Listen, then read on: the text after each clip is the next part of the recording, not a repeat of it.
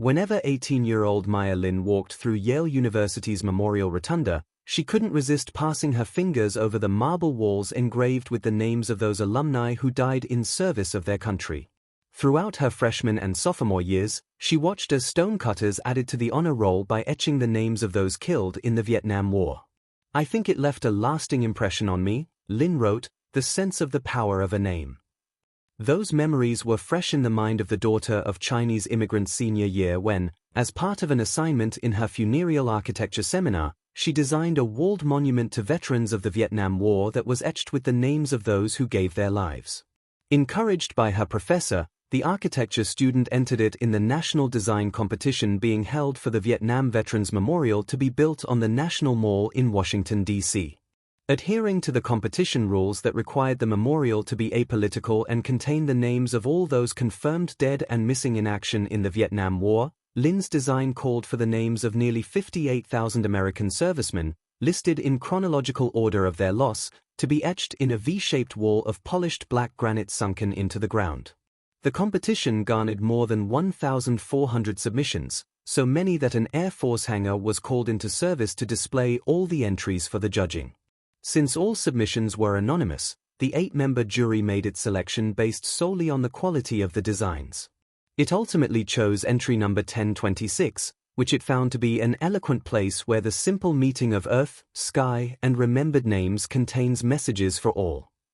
Her design only earned a B in her class at Yale, so Lin was shocked when competition officials came to her dormitory room in May 1981 and informed the 21-year-old that she had won the design and the $20,000 first prize.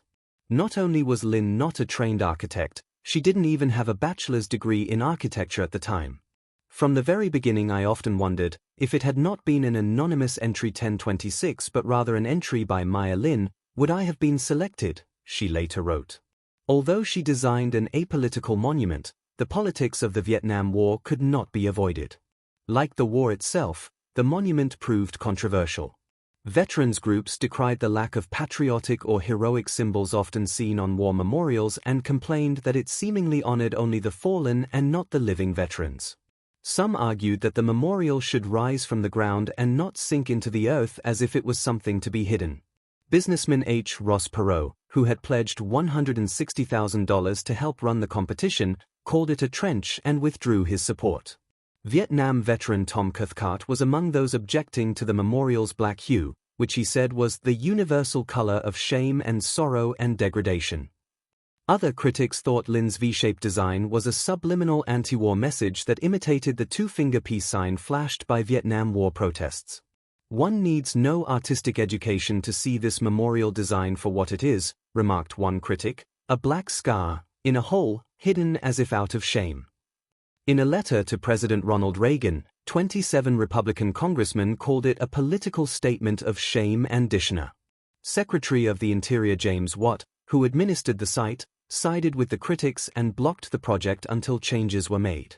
Over Lin's objection, the Federal Commission of Fine Arts bowed to political pressure and approved the addition to the memorial of a 50-foot-high flagpole on which to fly the stars and stripes and an 8-foot-high statue of 3 soldiers sculpted by Frederick Hart, who called Lin's design nihilistic.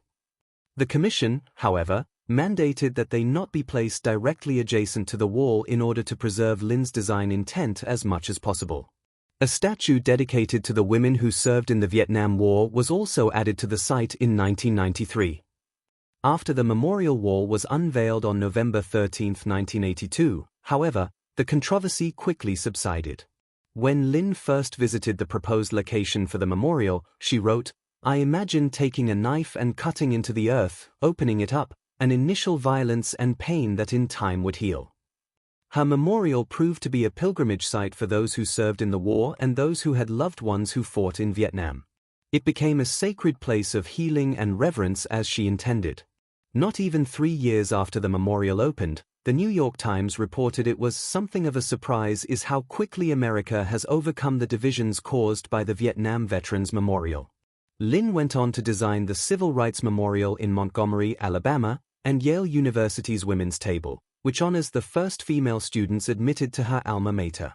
As the owner of her own New York City architectural studio, she designs a wide variety of structures from houses to museums to chapels. She is still best known, however, for that memorial design that earned her A.B. at Yale. Lin ultimately schooled her professor, who also entered the national design competition for the Vietnam Veterans Memorial and lost to his student. Maya Lin went on to design the Civil Rights Memorial in Alabama, the Women's Table at Yale, and museums and chapels across the U.S. But she will always be known for that black wall in Washington, the one that earned her a B and changed how America remembers war. Shadow Time History, where forgotten stories echo in stone.